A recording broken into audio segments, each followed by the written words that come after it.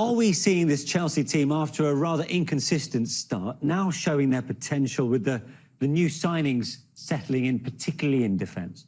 Yeah, well, we're talking about work in progress, that everybody is a work in progress, but maybe Chelsea is the biggest work in progress in this Premier League because of the potential of the signings and the impact that they can have, and the number of signings as well, because a lot of players coming in, but a lot of players having a real impact. I was very impressed. I covered the Chelsea-Sheffield United match, and I was honestly really impressed with ZIYECH and the accuracy of his balls and the cleverness of his movements and the long balls.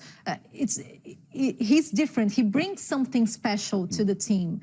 And can I be excited about Thiago Silva? Because I'm very excited about Thiago Silva. As a neutral. Yeah? As a neutral. Yes, no. Yeah. Talk us about the Brazilian. Yes, no. Just considering that I'm a Brazilian, I'm very excited about him. No, because Brazilians are very suspicious about Thiago Silva, which is something I can't get over. Why? Because of the World Cup. There are a few players that they look and they relate to 2014. Yeah. And Thiago Silva is one of those players. And I can't say how... Rafa's laughing from the other side. What happened in 2014? Oh, yeah. Who invited Rafa again? So I can't say enough of how people can be so wrong about a player as Thiago Silva. He's a great professional. He has this leadership that he already established in Chelsea. He's been captain a few times and he just arrived. And I spoke to Lampard after the match and he was just melting over Thiago Silva, and he has every right to be, because he had such a huge impact in the way that his positioning and his leadership, and he doesn't even speak English so well, but he already has this big impact, and he's so concerned about his physicality. He's 36 years old, and he just arrived at the Premier League. So, of course, the language thing is also a factor, because he can communicate in French with the goalkeeper, with Mendy, and with Zuma as well. So I'm pretty sure that helps.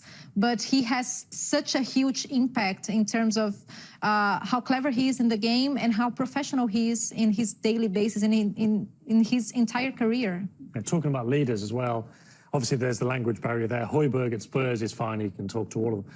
But Thiago Silva, just as a presence in the dressing room, I can imagine all the Chelsea players, because none of them are like especially senior, are they, in Chelsea? It's not like Lampard and Drogba and Terry are still there. So I can imagine all those players just looking at him, getting changed, going, I need to, I need a bit more of that. I hope I'm looking like that when I'm 36 years old and leading by example. Apart from Giroud. Well, yeah. But Giroud's in good nick himself as well, to be fair. He's probably a good leader in the next. But just the way he carries himself and, the experience, and it's just a vibe, isn't it, with players like that? Absolutely, especially Chelsea, because not only do they have a really young team, but they also have a really young and relatively inexperienced manager. I mean, this is Frank Lampard's third season in professional football as a coach. It's his second season in the Premier League. And you can see at times that he's still learning to understand what the best formations are, what the best choices are. Good managers to have a habit of making fewer mistakes and getting difficult decisions right. Maybe they can't even explain it necessarily why they think this player is today better suited than the other player. But you could see in the early stages that Lampard was trying a lot of different things and experimenting and not always being successful. But now I think he's beginning to understand his team better, vice versa. And to have somebody who probably doesn't need a lot of coaching, let's be honest, in Thiago Silva at the back, I think really helps the cause. They played against each other. There's the famous picture of a handshake in 2013, and Lampard always, he mentioned how much he followed Thiago's career. It's funny that he plays under Lampard now, and they were both captains, that must strike something to Lampard. Well, that's part of a defence that's conceded 1 goal in the last 6 games in all competitions, and they are gelling together. Chilwell, Mendy, Mendy, and then Thiago Silva, as you mentioned. But up top, of course, you've got the attackers. You've already touched upon ZIYECH, who I think is one of those kind of players who gets you off your seats, and he looks like he was thoroughly enjoying himself last time around against West Brom. But what about the 2 Germans that have come on board?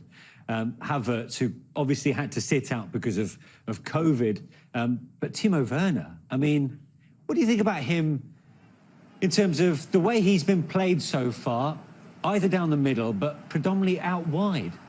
And please be as neutral as I am. Okay? Of course, totally neutral. I mean, look, Werner is doing exactly what he was promising to do, which is to score goals, play on the shoulder of the last defender, be very versatile. I mean, I spoke to Werner and he said, one of the things that actually attracted me to Chelsea is that Lampard said to me, I don't see you in a certain position. I see you in different positions. I see you sometimes on the left, sometimes behind the striker, sometimes maybe in a 4-4-2, sometimes you play up top by yourself. Yeah. And Werner actually, which is perhaps slightly ironic because usually a lot of players want to have a special position, he actually enjoyed the fact that Lampard said to them, I don't have a fixed position for you.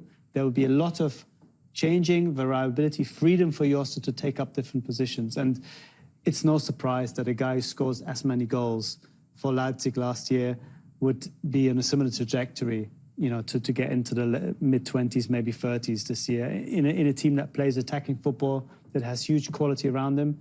The pace that he has is frightening, especially now, I think, when you see a lot of teams being stretched, perhaps slightly more than usual, because of maybe a bit more tiredness. No surprise. HAVERTZ, I think, was always going to be a slightly more gradual story because his age, he's 4 years younger, his position is not as clearly as defined, and I think with him it's the other way around. I think he would benefit perhaps from having slightly more direction and a bit more input from the coaching side. But the talent is there, and I think Chelsea didn't necessarily buy him to be the best player in the Premier League this year, but they bought him because they understood he will be one of the best players in Europe in the next 3 or 4 years. And I think we'll see that player emerging as the season progresses. So I think they are perfectly sort of on track to do what Chelsea were hoping they would do for them. Yeah. Can he fit all those attacking players in the same 11? No, but it doesn't matter. No, but there's options on the bench then, yeah? Because you see how much you need to rotate. You see how much injuries, COVID, fixture congestion, all these things make it not just necessary, but absolutely vital to be in a position to rotate. So for him, I don't think Lampard sees it as a problem. I think it's fast we see, oh, he doesn't know his best 11. It's never going to be a best 11. It's going to be a best 13 or 14, all right. And that's going to be the story for Chelsea and all the bigger sides this year. And Frank has clearly been backed by the Chelsea board, Sam, not only in terms of the budget and the amount of players he's brought in on pretty decent transfer fees, but also with his treatment of Kepa, and that he's no longer his number. Does that up the stakes in terms of what he has to achieve? Is it minimum top 4? Yeah, I think so. I read an article earlier in the season. You know, Lampard has been around Chelsea for a long time, long enough to know that if a manager gets backed to that level and doesn't deliver, they don't last very long. With Lampard, obviously, with his background at Chelsea, he will get time, of course, if it wasn't to go right, you know, midway through a season. But yeah, after this kind of backing, all things considered, you would expect top 4. And yeah, you never know with Chelsea, because it looked like for a while, you know, the money, they were scaling back a bit. They were making a different profile of signings, and all of a sudden this summer they're back. But you would think, yeah, with that investment, they would be expecting something from it. And as much as anything, thinking from like the owner's point of view, you've got a fantastic squad of players there now. And if, for whatever example, they weren't to deliver on that, they would probably make that a difficult decision. But that's not a road I want to go too far down. Because looking at that table at the moment, you see Chelsea where they are, and everyone's talking about Villa and Leicester, and what's going on with City, how will Liverpool cope.